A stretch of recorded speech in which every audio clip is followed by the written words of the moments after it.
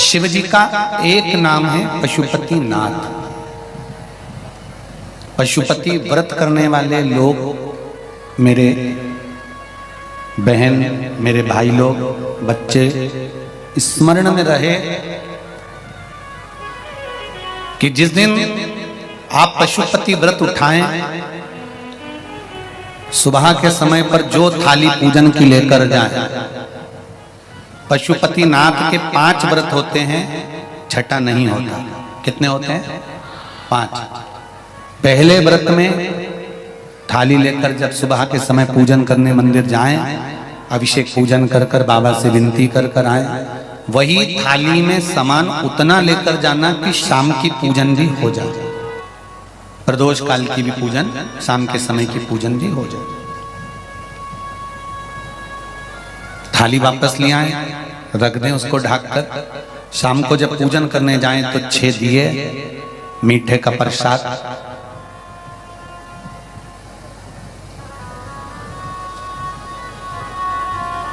पति पत्नी अगर दोनों पशुपति व्रत कर रहे हैं तो दोनों की थाली अलग जाना चाहिए, दोनों का प्रसाद अलग जाना चाहिए।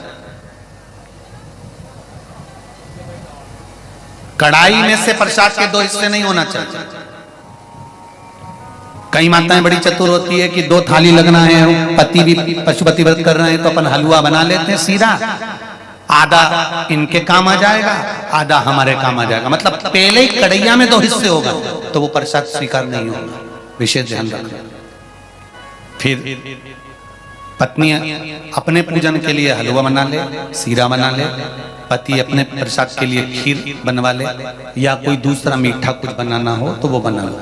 पर जो प्रसाद कढ़ैया में अगर सीरा बनाया है, हलवा बनाया है या खीर बनाई है, तो ये हिसाब से नहीं बनना चाहिए कि इनके भी काम आ जाएगी और अपने भी काम आ जाएगी। तो मतलब प्रसाद के 2 हिस्से आपने उसी समय पर कर दिए तो वो व्रत की स्वीकृति नहीं है। इसका विशेष ध्यान रखना।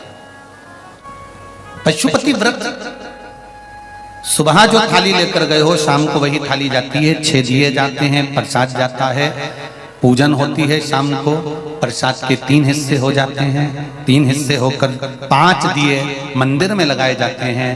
पहला जब व्रत रहे तो बाबा से बेलपत्र चढ़ाते समय विनती करी जाती है प्रदोष काल में शाम के समय कि बाबा मैंने ये पशुपति व्रत उठाया है, इस कार्य के लिए कर रही हूँ, आपके बल पर है और आपको ही करना है। बाबा से निवेदन कर कर, विनती कर कर, दिया साथ में लेकर, प्रसाद के 2 हिस्से मंदिर में छोड़कर 1 हिस्सा लेकर घर की ओर चलना है।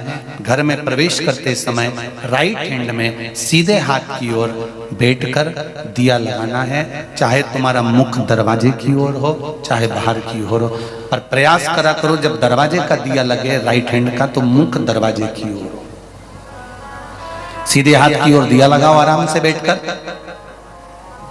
दिया लगाते समय बाबा से विनती करो, बाबा मेरा ये कार्य है, आपको सफल करना है। दिया लगाकर अंदर प्रवेश कर जाओ। भोजन करने से पहले जो प्रसाद आप 1 हिस्सा लेकर आए हो, वो प्रसाद का हिस्सा पूरा खाइए, उसमें से किसी को देना नहीं है। केवल आप व्रत कर रही हैं तो उसका हिस्सा आपको ही।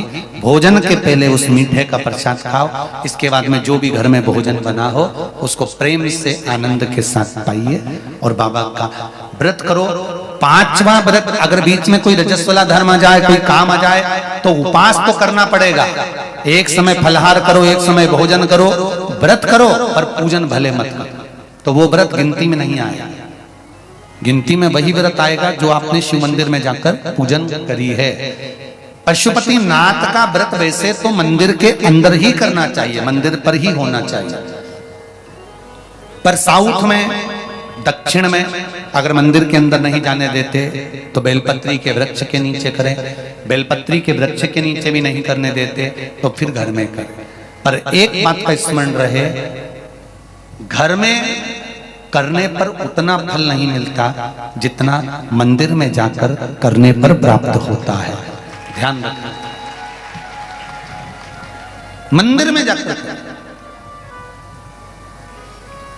जब 5वां व्रत पूर्ण हो, बीच में अगर गैप दिया जाए तो 5वां जो व्रत होगा आपका, उस 5वें व्रत में भगवान को कुछ भी पूजन करने के बाद 108 चीजें, या तो बेलपत्र या पंखड़ी फूल की या चावल का दाना, मूंग का दाना, जो भी आप बाबा को समर्पित कर सकते हो, कुछ बाबा को 108 दाने समर्पित कर दो, या बेलपत्र समर्पित कर दो, या पुष्प समर्पित कर दो। श्रीफल 11 रुपए रखकर बाबा को विनय करो, बाबा आज मेरा व्रत पूर्ण हो रहा है, आप मनोकामना पूर्ण करना। जी अगर दिल से पशुपति व्रत करा है तो ये निश्चित है 5 व्रत तक इंतजार नहीं करना पड़ेगा, 2-3 व्रत में ही मेरा बाबा कार्य पूर्ण कर दे। और आप में भी कितने लोग बैठे हैं जिन्होंने पशुपति व्रत करे होंगे और बाबा ने सुनी होगी, ये निश्चित है।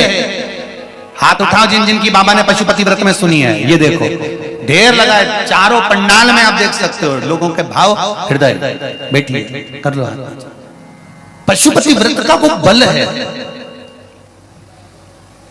5वां व्रत पूर्ण हो, बाबा को विनती कर कर वैसे की वैसे दिया लगाकर, श्रीफल 11 रुपए रखकर वापिस अपने घर आ जाओ। एक दिया प्रज्वलित कर कर अंदर प्रवेश करो, फिर वापिस भोजन ग्रहण करो। उससे पहले प्रसाद पाइए, बाबा का गुणगान गाइए।